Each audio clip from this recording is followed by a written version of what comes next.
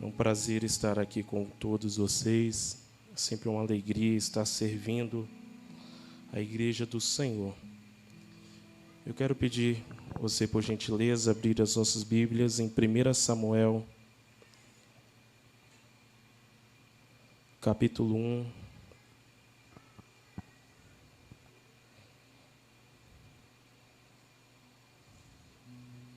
Versículo 27.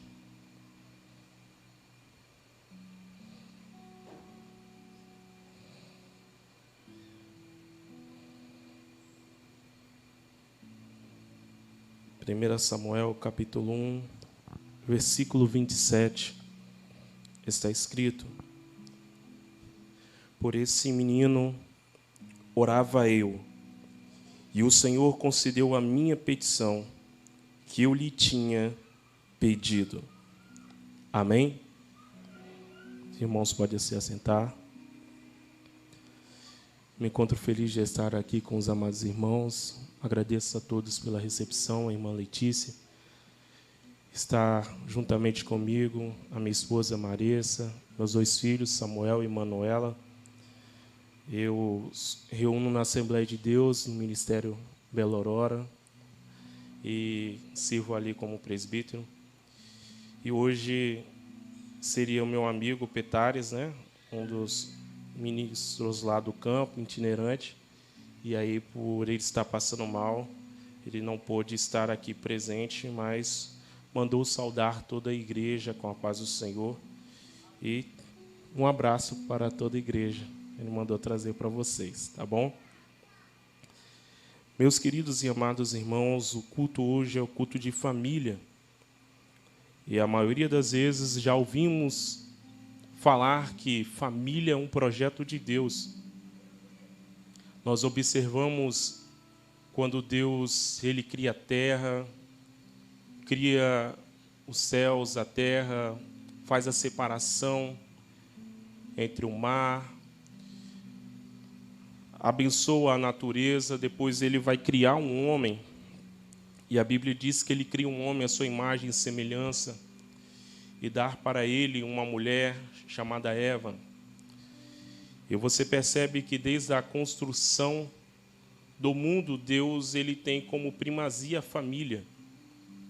Nós observamos que o pecado vai entrar no mundo, e quando o pecado entra no mundo, a Bíblia diz que o desejo de Deus é destruir toda a terra, mas olhando lá de cima, ele acha que na terra um homem justo, que era Noé.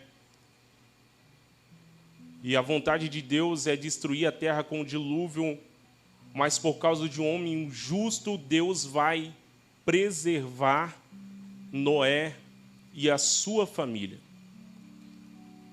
Aí olhamos para o Novo Testamento e Jesus ele se manifesta, Jesus realiza grandes milagres, mas Jesus não começa o seu ministério curando o paralítico. Jesus não começa o seu ministério dando visão a um cego. João, capítulo 2, a Bíblia descreve que Jesus vai iniciar o seu ministério salvando um casamento. Eu estou numa igreja bíblica e todos nós conhecemos que na cultura judaica, ali, quando acontece o casamento, algo que é primordial é ter o vinho na festa. A Bíblia Sagrada descreve que Jesus é convidado para estar nessa festa e ali ele vai manifestar a sua glória. A sua mãe, Maria, vai pedir ajuda e ele vai responder: mulher, o que tenho eu contigo? Mas no momento certo, ele libera uma palavra, uma direção, e ele transforma a água em vinho. Há um espanto na festa, porque era comum colocar o pior vinho no início da festa, mas naquela ocasião a Bíblia Sagrada diz que há um espanto, porque o melhor vinho ficou para o final. e tudo poderia acabar se não tivesse mais vinho na festa, o casamento poderia ser cancelado. Mas Jesus começa o seu ministério manifestando a sua glória, preservando uma família. E eu não sei qual situação você se encontra, a sua casa, a sua família, qual é a sua história, mas eu vim com uma palavra de Deus para você nessa noite. Deus, quando idealizou a família, o desejo dele foi sempre de preservar com vida. Ele preserva a família de Noé no Antigo Testamento. E no Novo Testamento, João capítulo 2, a Bíblia diz que ele salva um casamento. Alguém vai olhar para aquele casamento e diz, esse casamento vai acabar. Mas graças a Deus, eles tiveram a fantástica ideia de convidar Jesus para a festa. E por ter convidado Jesus para a festa, aquilo que poderia tornar choro, lamento, tristeza, por ter Jesus na festa, o Senhor ele vai abençoar aquela família vai ser preservada. João, no capítulo 2, a história continua e é interessante observarmos que Jesus está juntamente com a sua mãe e com os seus irmãos e ele vai passar alguns dias em Cafarnaum. Ou seja, Jesus está nos ensinando que ele não apenas cuida da família preservando, mas ele dá exemplo também cuidando da sua. Jesus está com os seus irmãos e com a sua mãe, porque não existe ministério sem família. A família é a base de toda a sociedade. Na pós-modernidade, há um conceito que eles têm colocado por muitas vezes na faculdade, que agora não é mais o modelo tradicional, patriarcal, que nós aprendemos nas Sagradas Escrituras. O que une a família é o afeto. Diversas ideologias têm se levantado contra a família. Mas eu quero glorificar a Deus, porque eu estou em uma igreja bíblica. E essa igreja, desde o início do culto, tem convidado Jesus para a festa. Aquilo que poderia ter se tornado tragédia, mas por você ter se posicionado e vindo a esse culto, situações na sua vida estão sendo mudadas aqui nessa noite. Há um decreto do Senhor através da sua palavra. Aquilo que poderia dar errado, Deus entrou com livramento. Aquilo que se tornaria tristeza, Jesus está dizendo, eu assumo o controle, vai ter muita alegria ainda para você. Nós observamos em 1 Samuel, quando nós estudamos o livro de 1 Samuel e 2 Samuel, os comentários bíblicos vão dizer que esse livro ele não deveria ser separado assim. Mas quando nós estudamos acerca da Bíblia, nós compreendemos que foi dividida para ser de forma mais didática, mais prática, para nós compreendermos o texto. Nós observamos aqui, no primeiro capítulo, a história de Ana. A Bíblia diz que Ana era uma mulher que era temente a Deus. Porém, Deus decidiu serrar a sua madre. E quando eu li esse texto, o Senhor começou a falar no meu coração. Quem nós somos quando Ele decide fechar? Quem nós somos quando Deus decide trancar a porta? Porque a Bíblia Sagrada está nos informando que Jesus, o próprio Deus, vai serrar a madre de Ana. A história paralela à Bíblia vai dizer que alguns comentaristas vão ousar dizer que durante 24 anos Ana esperou por este milagre. Mas o texto bíblico nos informa que Deus decidiu serrar a madre de Ana. Na atualidade nós ouvimos muito que Deus vai abrir, que Deus vai fazer, e eu acredito nisso. Mas quando eu li essa palavra, o Senhor começou a ministrar no meu coração quem nós somos quando Ele decide fechar. Se Ele tem a chave de Davi, e aquilo que Ele abre ninguém fecha, e quando Ele fecha ninguém abre, quem nós somos quando Ele decide fechar? Ana vai ser provocada constantemente por Penina, porque a honra da mulher era de gerar filhos. A mulher, dentro dessa cultura aqui, ela é enxergada como alguém que é próspero, abençoada por Deus quando ela gera.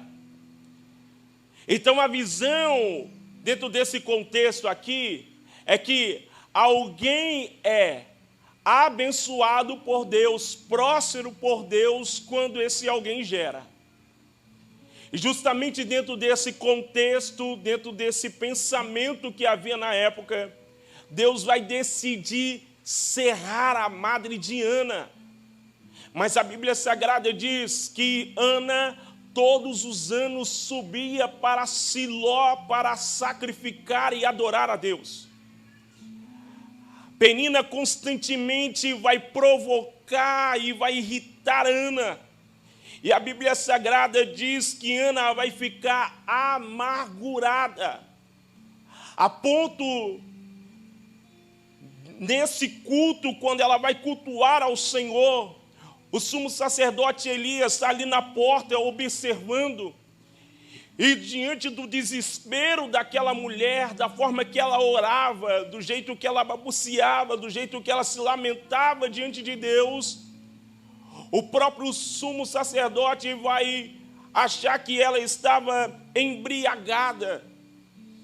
E ela vai se expressar diante do sumo sacerdote e vai dizer: eu não estou embriagada, eu sou uma mulher atribulada. Ela estava atribulada no seu espírito, mas o seu posicionamento continuou. Em outras versões vai dizer que nesse dia ela vai preservar ou perseverar em oração. Preste bem atenção. Naquele culto, Ana chegou triste, mas saiu com uma palavra profética.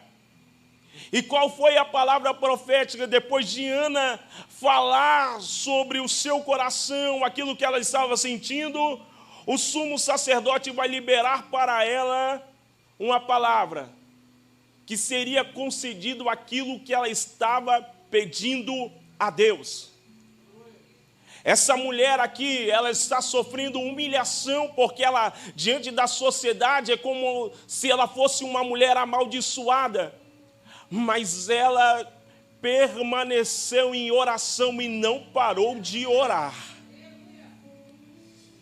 O desejo dela é de ser alguém abençoado, e por mais que ela não entendia o processo que ela estava passando, mesmo Deus cerrando a madre, mesmo Deus fechando, ela continua no altar.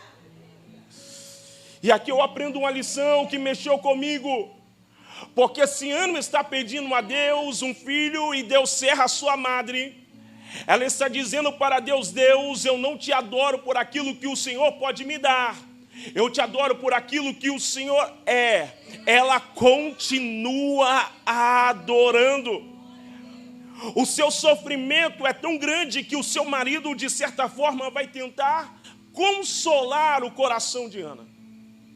E vai dizer: não sou eu melhor do que 10 filhos, porque ele não consegue compreender a dor e a amargura que ela estava sentindo. Penina debochava e gerava, e Ana, que servia ao Senhor, que era uma serva do Senhor, não gerava, porque Deus decidiu fechar. E vai ter momentos na nossa história que não é o inimigo, que não é o diabo que vai se levantar, vai ser o próprio Deus que vai fechar. Vai ter momentos na nossa história que vai ser o próprio Deus que vai nos conduzir ao deserto. Vai ter momentos na nossa história que o próprio Deus vai nos colocar no vale de ossos secos, mas Deus está querendo ver de nós o nosso posicionamento. Se Deus colocar você no vale de ossos secos, Deus vai colocar na sua boca a palavra profética para que haja uma revolução no vale de ossos secos, e aonde não tinha vida, através de você vai ter vida.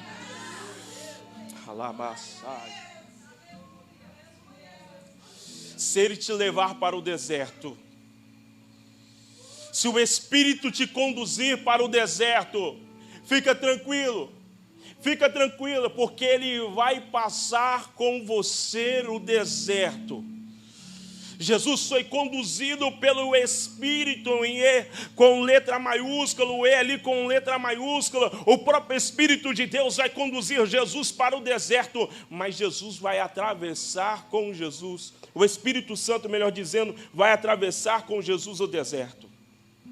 É interessante observarmos que Jesus vai ser tentado por Satanás, mas ele vai vencer a tentação usando a palavra. A Bíblia Sagrada nos diz que Jesus, em tudo que Satanás oferecia, Jesus sempre vai afirmar dizendo: está escrito. Porque não tem como nós, na atualidade, vencermos alguma tentação sem a palavra. O salmista vai dizer: escondi a tua palavra no meu coração para eu não pecar contra ti. O salmista vai dizer que ele usava a palavra para ser guiado em meio às trevas. Ele vai dizer que a palavra era lâmpada para os seus pés e luz para o seu caminho. Preste bem atenção, esse processo que você está passando, você só vai conseguir sobreviver quando Deus fechar através da sua palavra. E quando Ele libera a palavra, quando Ele libera a palavra sobre você, aquilo que estava morto, Deus vai fazer viver, reviver. Aquilo que estava fechado vai se abrir mais um tempo determinado. Porque tem momentos que Deus decide fechar. Você lembra de Sara? Sara, a madre de Sara, foi fechada, e a Bíblia diz que Sara gerou ao tempo determinado. Precisamos ter convicção e estarmos fundamentados na palavra. Porque se você estiver fundamentado na palavra, aquieta o teu coração. Porque se tiver diante da sua frente o mar vermelho, o mar vai se abrir. Se você for lançado na fornalha, Ele vai passear com você. Se você estiver fundamentado na palavra, essa tempestade não vai te matar, porque Ele vai liberar a palavra: aquieta-te, mar, porque eu estou no controle. Precisamos, nesses dias, estarmos fundamentados na palavra de Deus. Foi liberado nesse culto um decreto para Ana: o Senhor vai conceder aquilo que você pediu. O tempo de cantar, Ana, chegou, Ana. Até agora você estava chorando, até agora você estava se lamentando, até agora você estava passando por esse momento difícil, até o seu marido não entendia, não compreendia o que você estava passando, mas ela saiu daquele culto diferente, porque ela decidiu perseverar. A forma como você lida com essa situação, quando Deus tranca, quando Deus fecha, vai determinar o tamanho do seu milagre. Isso é bíblico. Você precisa se posicionar nesses últimos dias. Você precisa se posicionar. Ana entrega diante de Deus e faz uma promessa: Deus, se o Senhor me der, eu devolvo para o Senhor. Se o Senhor fizer, eu vou devolver para o Senhor. A vontade e o desejo de Ana se uniu à vontade de Deus. Porque o sacerdócio naquela região, Eli e os seus filhos abandonaram a palavra do Senhor.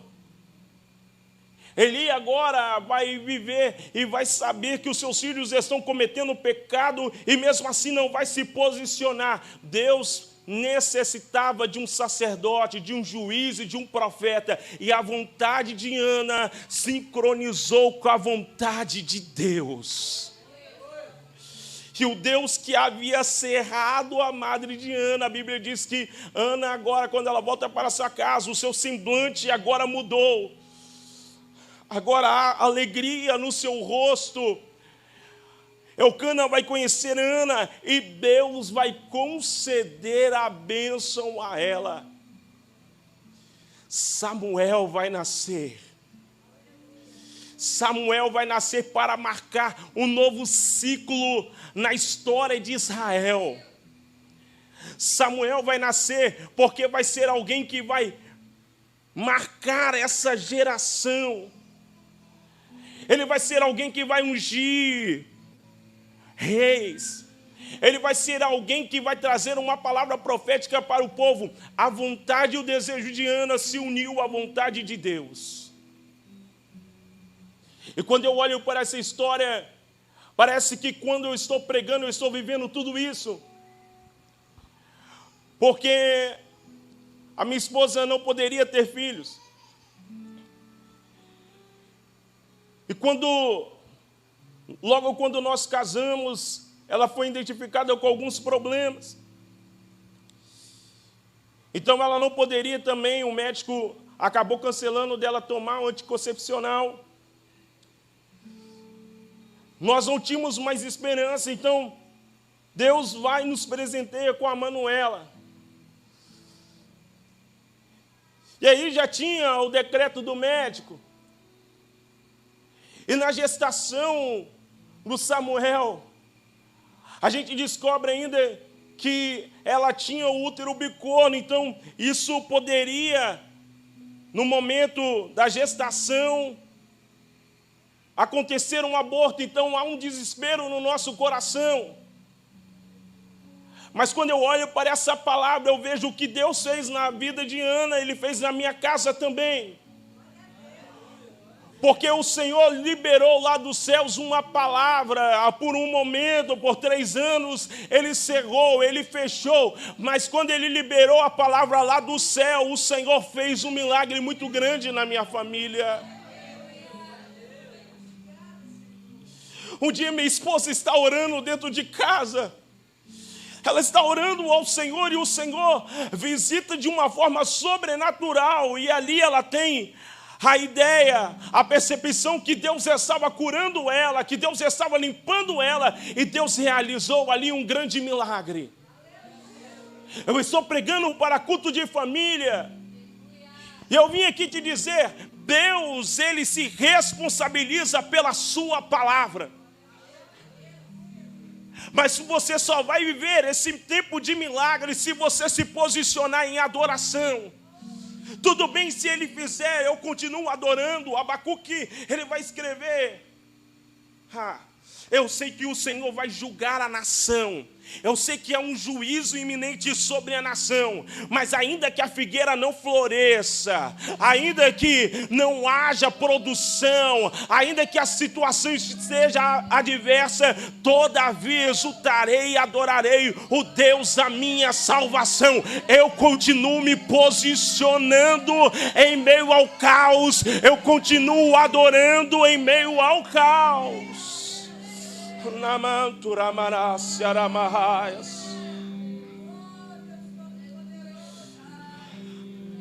Só que Ana não é daquelas que faz um voto e diz, eu vou entregar no altar, depois que recebe some, não.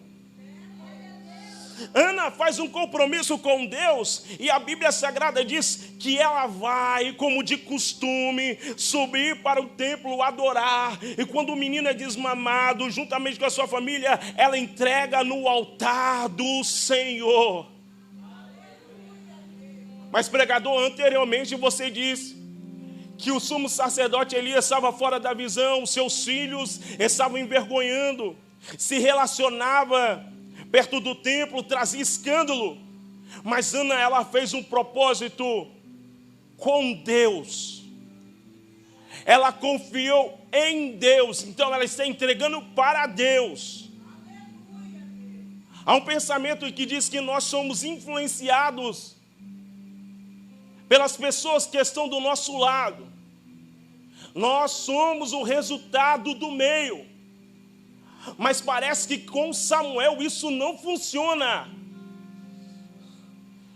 Porque Samuel está no meio de um povo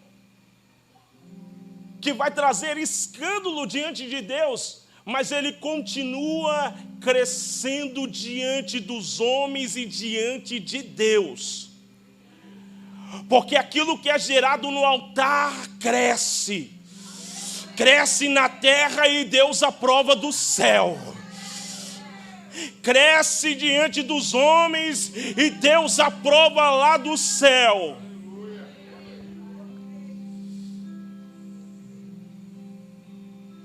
E essa igreja vai viver um momento de crescimento grandioso. Mas preste bem atenção no crescimento. Quando o bebê está na fase de desenvolver, ele está crescendo. Existem as dores do crescimento. No século XIX foi descoberto as dores do crescimento. Então é comum a gente ouvir alguns adolescentes reclamando que as suas pernas estão doendo, porque é a fase do crescimento, os ossos estão esticando. Todo o crescimento é acompanhado por dores. Todo crescimento é acompanhado por renúncia. Mas Deus, quando eu estava estudando essa palavra, Deus falou comigo: ministra sobre aquele altar, sobre aquela igreja, para o meu povo que vai haver um crescimento. Vai ser debaixo de dores, mas eu vou fazer a minha obra crescer. Ele crescia diante de Deus e diante dos homens, com um caráter ilibado. Samuel não era para estar ali, mas ele vai ministrar diante do altar, porque ele se posiciona. Quem era para ser, não é. Então, Samuel se posiciona para ministrar diante do Senhor. Todos os anos, Ana visitava e levava para ele a sua veste, sua éfode de linho. Deus dá uma profecia contra a casa de Eli, dizendo que iria destruir, porque eles estavam pecando. Os filhos de Eli comiam da gordura que era lançado sobre o altar. Os filhos de Eli comiam da gordura, e você sabe, no churrasco, qual é aquilo que traz mais cheiro, aquele cheiro que começa a exalar? É quando a gordura está sendo queimada. Eles poderiam comer sim da oferta, sim, mas a gordura era primazia diante do Senhor. É como se os filhos de Eli estivessem dizendo: a glória não é sua, a glória é minha. Então eles, por diversas vezes, tomavam e comiam da gordura. Por diversas vezes eles vão profanar diante do altar do Senhor. E Deus traz um julgamento para a nação. No capítulo 3, a Bíblia diz que a voz do Senhor não era de muita valia naqueles dias. Não havia visão manifesta da presença de Deus. Mas Deus vai visitar Samuel. E o texto bíblico vai mencionar que Deus visita Samuel antes que a lâmpada de Deus se apagasse. Ou seja, o candelabro, antes que o candelabro estivesse se apagando, Deus visitou Samuel. O que eu aprendo com isso? Porque quem vai descrever isso, descreve com bastante categoria e diz que antes que a lâmpada de Deus se apagasse. Preste bem atenção, o sumo sacerdote iria estar fora da visão. Certamente cada vez mais está se engordando cada vez mais. Os seus filhos estão profanando diante do altar do Senhor. mas Samuel estava crescendo diante de Deus e diante dos homens. E quem colocava azeite e limpava o candelabro era Samuel. Porque era uma ordem de Deus não deixar o fogo se apagar. Era uma ordem de Deus que o candelabro não se apagasse. Preste bem atenção, aquilo que Deus vai fazer na sua vida não vai apenas abençoar a sua casa, não vai apenas abençoar a sua família, mas uma nação será abençoada. Outras pessoas serão alcançadas por causa do milagre que Deus vai fazer na sua casa. Samuel se posiciona limpando o candelabro e colocando azeite para que a lâmpada não se apagasse. Ele está seguindo a palavra. Se a ordem é que o fogo não se apague, Samuel vai ser um portador de azeite em meio à crise espiritual que Israel está sofrendo. E ele se posiciona: o fogo não vai se apagar porque eu me posiciono. Eu vou continuar ministrando diante do Senhor.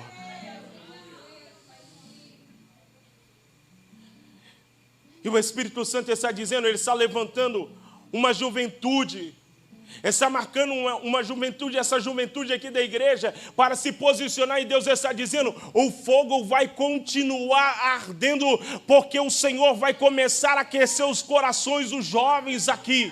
Se estão apaixonados por Jesus, ficarão loucos por Jesus. Deus está levantando aqui, tem levantado nesse ministério jovens comprometidos com a palavra, que estão dizendo: eu não aceito a lâmpada de Deus se apagar. Mesmo que se Deus não se manifesta, eu vou continuar me posicionando. E sabe quem Deus vai chamar naquela noite? Deus não chama Eli, Deus chama Samuel. O nome que Deus grita não é o nome de Eli, é o nome de Samuel. A vergonha de Ana agora é honra na casa do Senhor. Aquilo que o processo que Ana passou de sofrimento, de vergonha, de humilhação, agora Deus vai honrar ela diante da sociedade, dizendo: eu levantei um sacerdote, um profeta e um juiz, alguém que se posicionou quando Deus não se manifestava. E por ele se posicionar, porque Deus não se manifestava naquele local por causa do pecado, Deus viu lá do céu alguém comprometido, e Deus diz: eu vou me manifestar. E quando Deus se manifesta, Deus chama Samuel, Samuel. Deus não grita o nome de Eli, porque Deus tem compromisso com aqueles que têm compromisso com Ele. Deus vai chamar o teu nome, mas precisamos estar posicionados em Deus. A Bíblia Sagrada diz que Samuel não conhecia a voz de Deus, então ele vai se enganar e vai achar que era a voz de Eli. Mas só lá pela terceira vez que Eli vai se tocar e vai dizer: olha, essa voz é a voz de Deus. E quando Deus se manifestar, diz para ele: fala, porque o teu servo ouve. Aquilo que Ana recebeu no altar, ela devolveu para o altar. Aleluias. E aquilo que ela entregou no altar trouxe honra para a nação de Israel.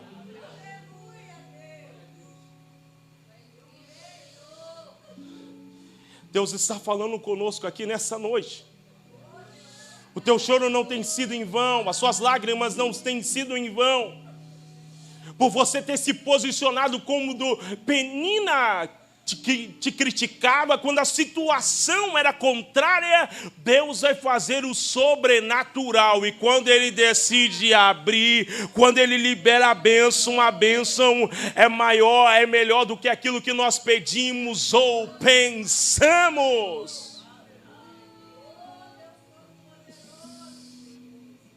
Ele ouve a voz de Deus. E o decreto era que Deus iria destruir Deus iria destruir a casa de Eli.